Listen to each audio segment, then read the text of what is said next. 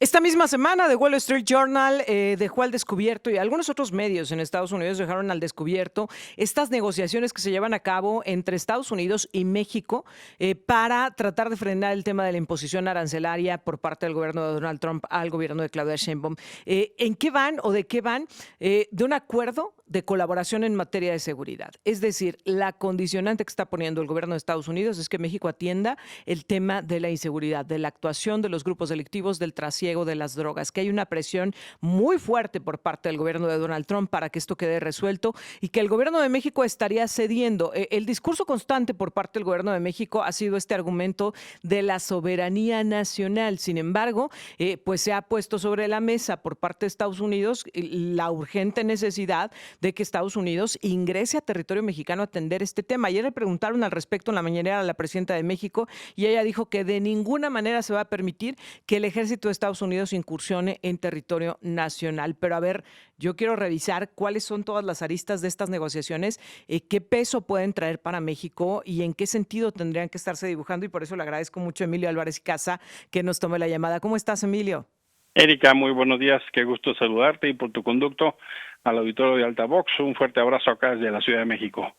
Emilio, a ver, ¿qué podemos leer primero en cómo ha quedado al descubierto estas negociaciones que se están gestando entre el gobierno de México y Estados Unidos con tema central y dedicatoria a la actuación de grupos delictivos, pero también a la posible complicidad de autoridades para solapar a esos grupos delictivos?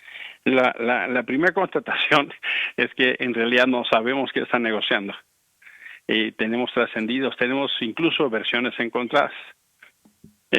Claudia Sheinbaum sostuvo una conversación la semana pasada con Donald Trump y hay versiones distintas de la llamada.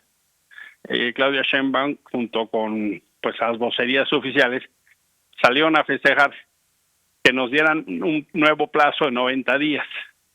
¿Qué implica eso? En realidad implica que las cosas se quedan como están.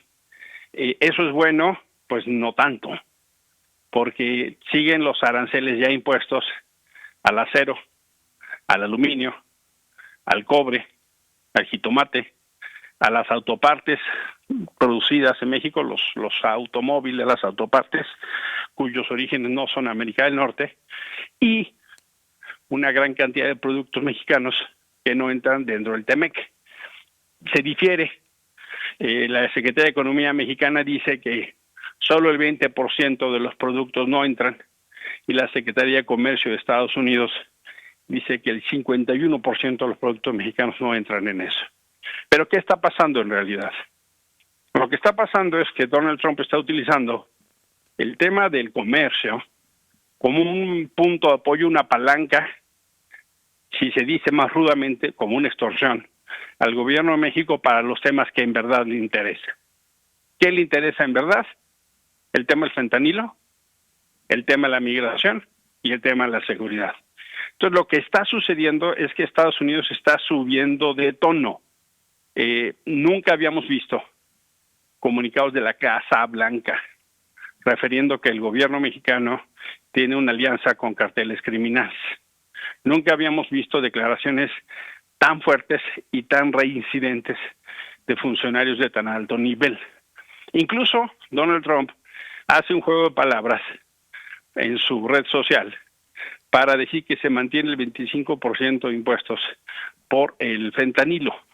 Pero eso no existe, pero lo que está queriendo decir es que sigue siendo el tema de su preocupación lo que pasa en México, porque sí hay detenciones, sí están atacando el huachicol, sí hay operativos para ubicar laboratorios, pero la realidad de las cosas es que están pasando dos problemas que inquietan mucho.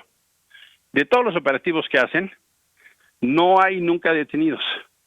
Y la segunda es que los jefes de esas operaciones, aliados con políticos, siguen en libertad.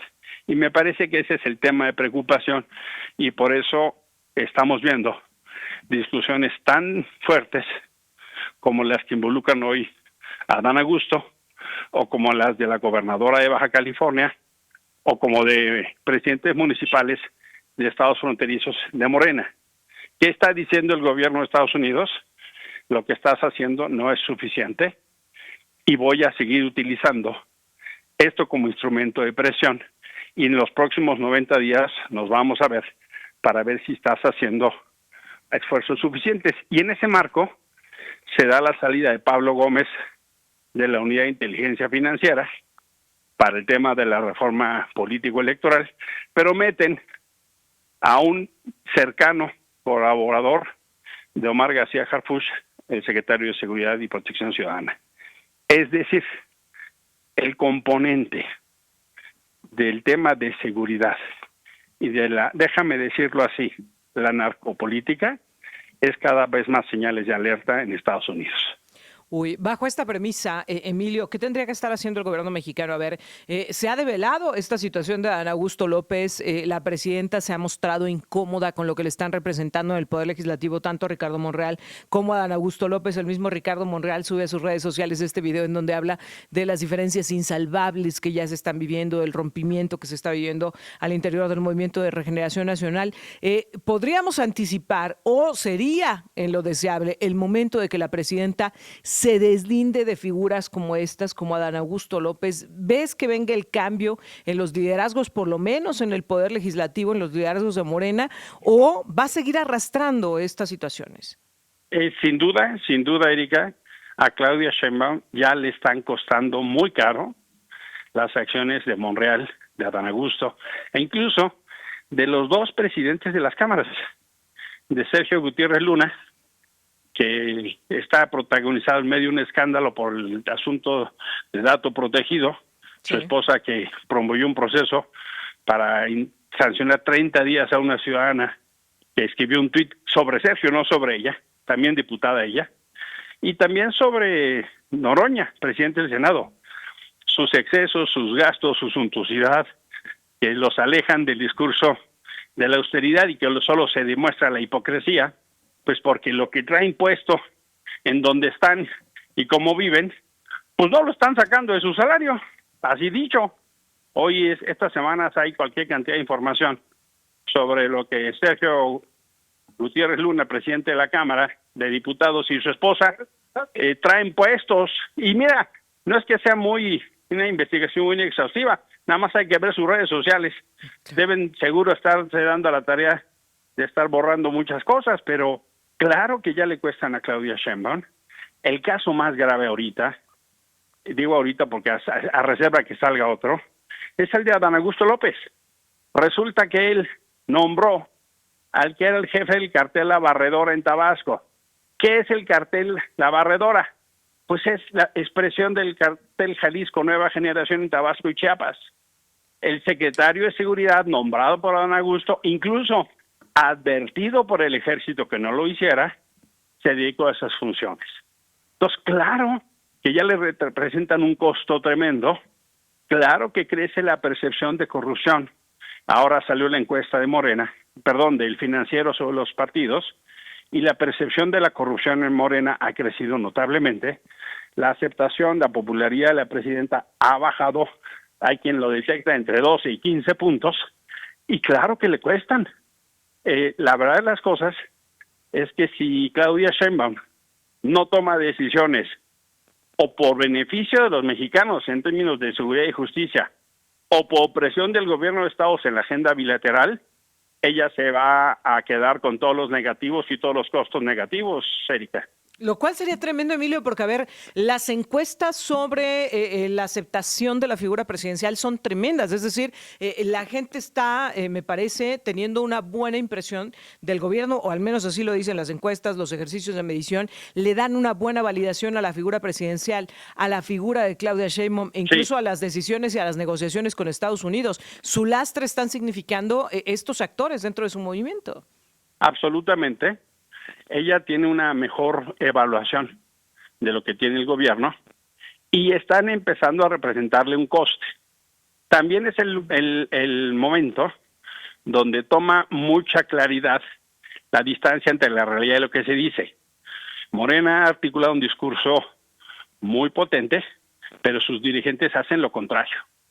Y cuando los dirigentes hacen lo contrario de lo que dicen, pues se pierde credibilidad y crece la insatisfacción o crece la decepción. Si Claudia Sheinbaum no toma decisiones. A mí me gustaría más que las tomara por el beneficio de México y no porque Estados Unidos le presiona, Claro. pues entonces ese coste va a venir. Lo que me queda claro es que el gobierno de Estados Unidos hoy es uno de los contrapesos más importantes que tiene Claudia Sheinbaum, Morena y México mismo. El dilema no es fácil, no, pero el hecho real es que la droga no solo mata gente en México, sino también mata gente en Estados Unidos.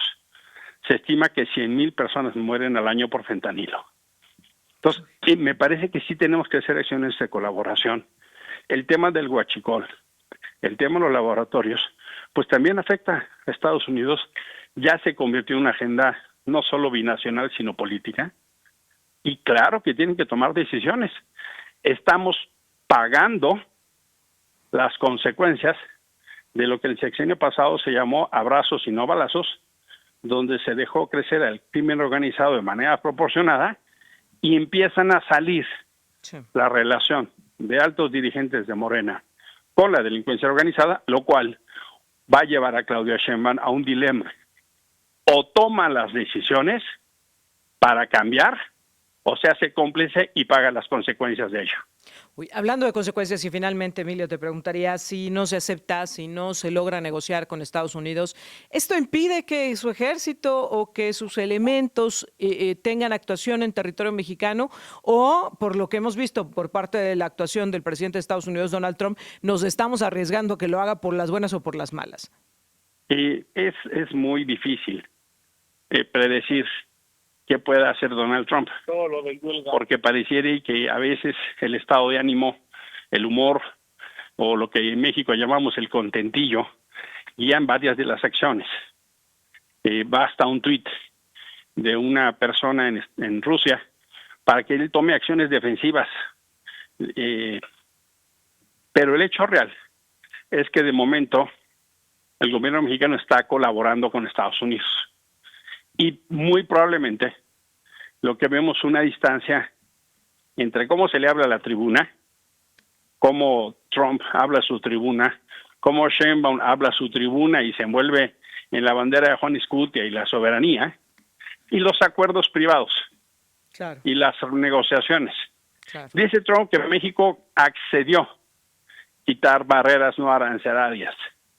Dice Trump que México accedió, el tema de poner toda la facilidad en temas de seguridad. Vamos a ver hasta dónde. El hecho real es que, como nunca antes, han entrado mandos del ejército de Estados Unidos a entrenar a soldados mexicanos en una proporción que no existía. El hecho real es que sí estamos viendo acciones de colaboración importantes de la Secretaría de Omar García Harfuch con Estados Unidos, y el hecho real es que están cambiando. Por lo menos ahora ya encuentran laboratorios que antes decían que no existían. Ahora ya combaten el huachicol, que nos dijeron que ya se había erradicado, y esos dos síntomas, yo no tengo otra explicación más que la presión de agenda de Estados Unidos. Que haya una intervención directa del ejército de Estados Unidos, yo lo dudo, porque me parecería que eso sería una complicación muy tremenda de la relación bilateral, y por supuesto, todas y todos estaríamos obligados a rechazar una cosa así. Emilio Álvarez y Casa, como siempre, te agradezco mucho que nos permitas analizar estos temas contigo y bueno, pues poder estar atentos a lo que podría suceder o incluso a lo que tendría que suceder. Muchas gracias, Emilio. Al contrario, muchas gracias. Muy buena semana. Un abrazo. Ya está, San Luis. Igualmente, muy buenos días.